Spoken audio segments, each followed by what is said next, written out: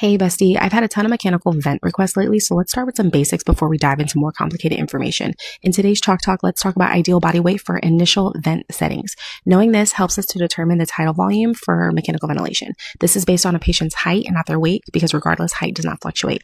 And as a refresher, tidal volume is the amount of air delivered with each breath. So there's several ways to compute this, but this is the way that was easiest for me.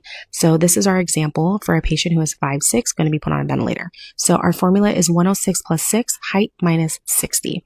So in this case, I have 106 plus 66 minus 60. I got this number 66 by 5 feet equates to 60 inches, and then we add the 6, hence 66.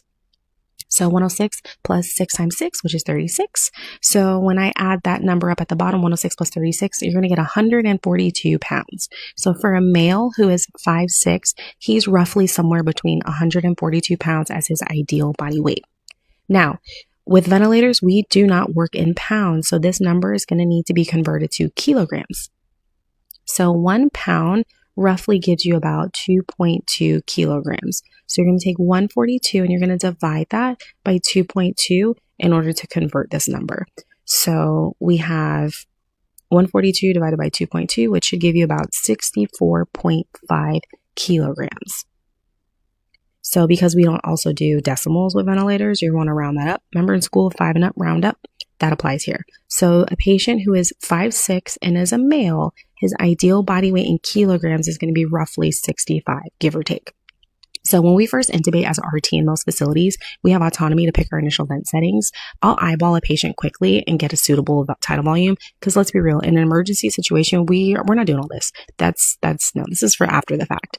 So for our range of tidal volume, we want to keep it between 6 to 8 milliliters per kilogram. So I'm going to take 6 milliliters per kilogram and times that by 65. So 6 times 65 is going to give me what, 390?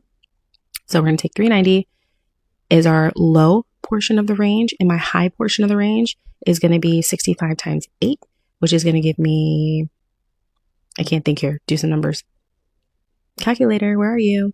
It's going to be 520. Okay, so our safe range for our tidal volume for a male who is 5'6" is going to be between 390 and 520. So after intubation, I'll usually confirm with the doc if they're comfortable with my adjusted tidal volume. Just be mindful that certain conditions like ARDS will affect our tidal volume range. It's usually lower. So listen, do the math, cheat, use a chart, whatever works for you. At the end of the day, keep these patients safe. And until next time, I love you, bestie. Bye.